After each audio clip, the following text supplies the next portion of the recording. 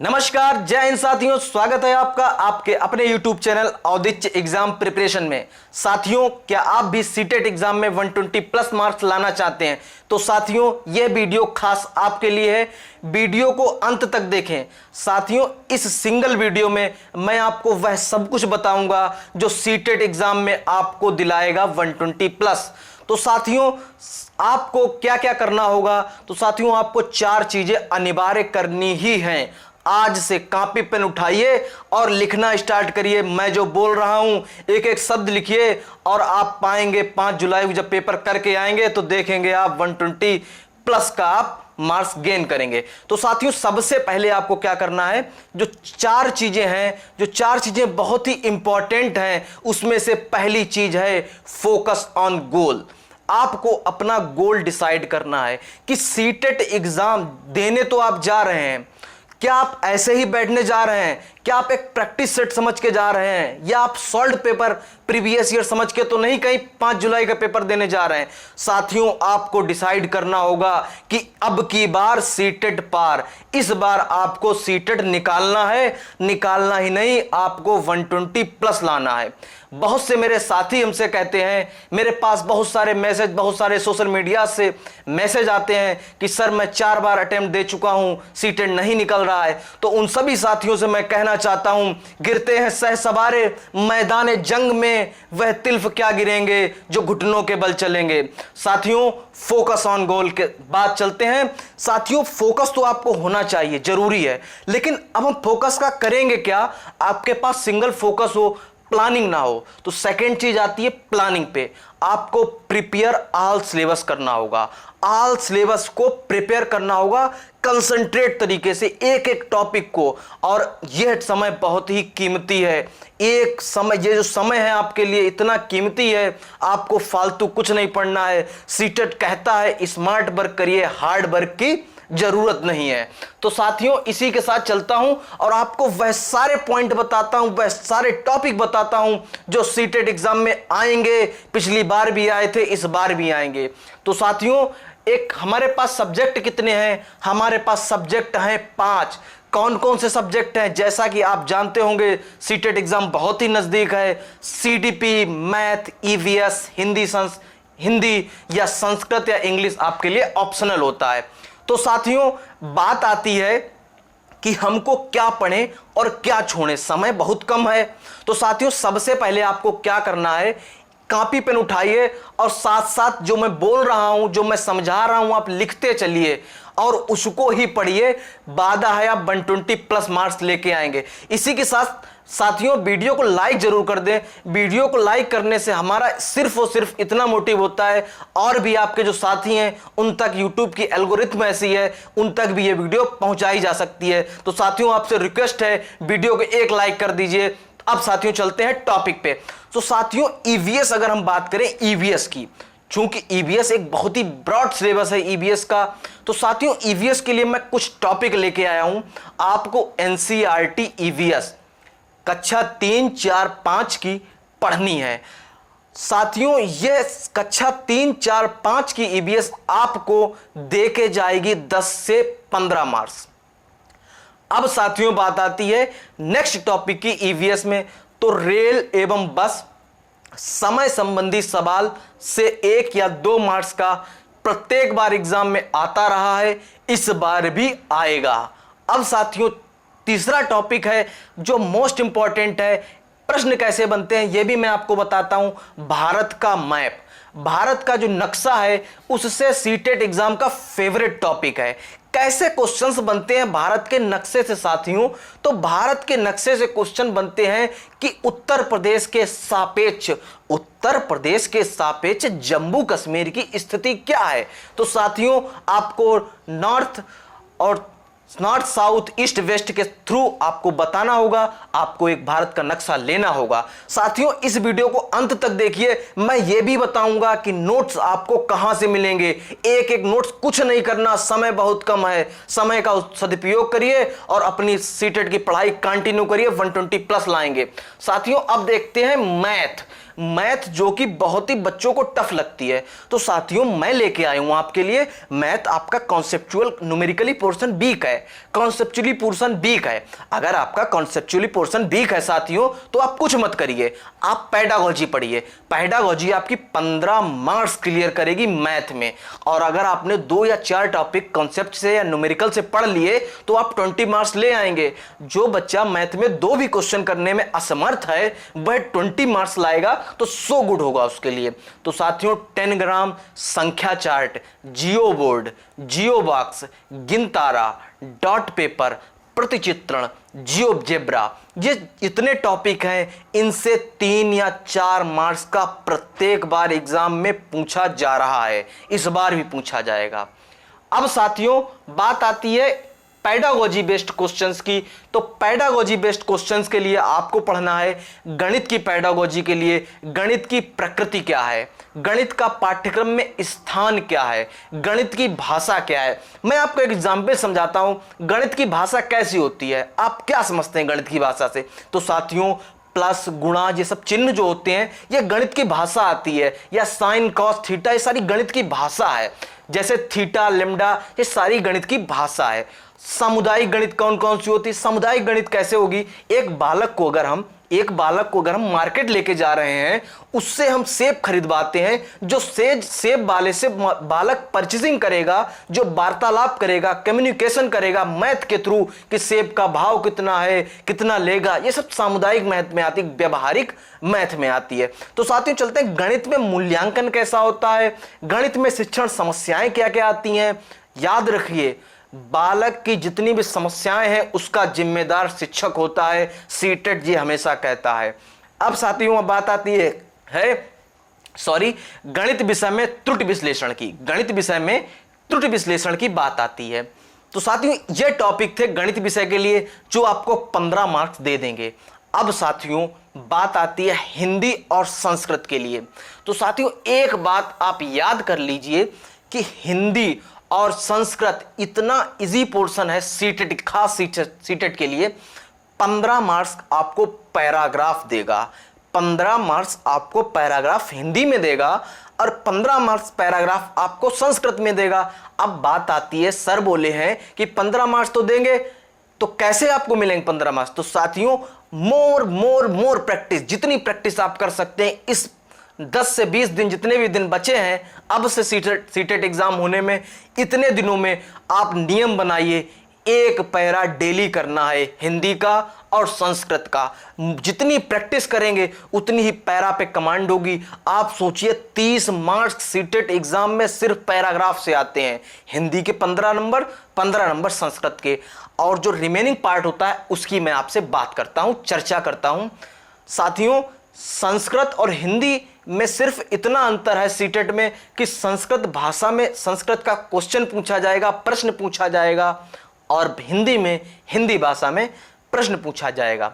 तो साथियों बात आती है कि भाषा अधिगम और अर्जन दोनों में कॉमन टॉपिक है, संस्कृत के लिए भी इंग्लिश के लिए भी। भाषा अधिगम क्या है, अर्जन क्या है। साथियों इसी के साथ साथ मैं आपको बता दे रहा हूं डिस्क्रिप्शन बॉक्स में लिंक दिया गया है, डिस्क्रिप्शन बॉक्स में लिंक दिया गया है सारी प्लेलिस्ट का। जितने भी टॉपिक मैं बता रहा हूं आपको, ये सारे के सारे टॉपिक हमारी प्लेलिस्ट में आपको देखने को मिलेंगे। प्लेलिस्ट से डेली सारी की सारी प्लेलिस्ट को देखिए, पढ़िए, ये सारे टॉपिक वहां मिल जाएंगे। जितनी भी हमने सीडीपी की प्लेलिस्ट बनाई है, हिंदी की प्लेलिस्ट बनाई है, मैथ की प्लेलिस्ट बनाई है, ईवीएस की प्लेलिस्ट बनाई है, सारे टॉपिक क्रमबद्ध तरीके से आपको वहां मिल जाएंगे। साथियों पढ़िए जरूर, पढ़ने का काम आपका है, बताने का काम हमारा है।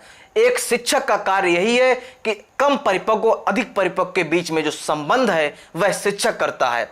तो साथियों भाषा कौशल जो टॉपिक है मोस्ट इंपॉर्टेंट टॉपिक है। भाषा कौशल कौन कौन से होते हैं, सुनना, बोलना, पढ़ना, लिखना।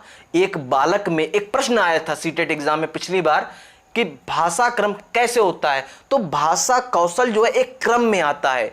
पहले बालक सुनेगा, फिर बालक बोलना प्रारंभ करेगा, फिर बालक पढ़ना प्रारंभ करेगा, फिर बालक लिखना प्रारंभ करेगा। तो भाषाई कौशल जितने भी हैं ये क्रम में सीखे जाते हैं।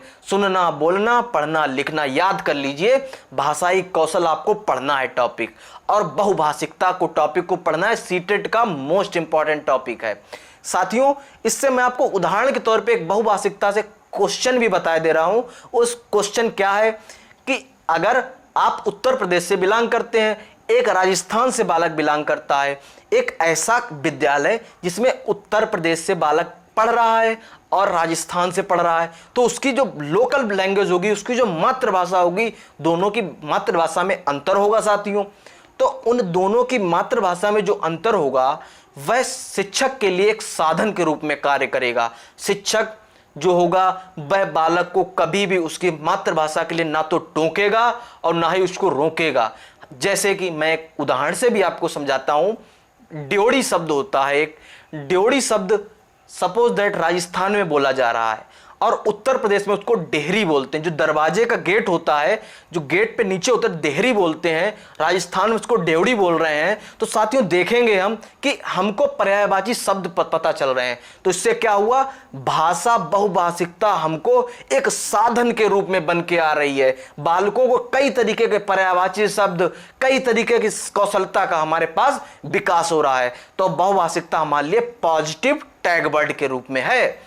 अब साथियों बात आती है लास्ट और मोस्ट इंपॉर्टेंट सीडीपी पे, कि सीडीपी बाल विकास। आप सभी साथी, बहुत से साथी हमसे कहते हैं कि बाल विकास बहुत टफ है। तो साथियों टफ नहीं है, आपका पढ़ने का तरीका थोड़ा टफ है। इसको सरल करिए, सहज करिए।